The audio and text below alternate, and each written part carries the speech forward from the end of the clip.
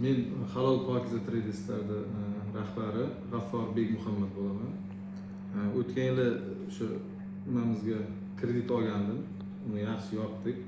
Endi yana o'sha kreditga ehtiyoj bo'lyapti. O'shanda qanaqa kreditlar bor, o'sha qanaqa kreditlar taklif qilasiz?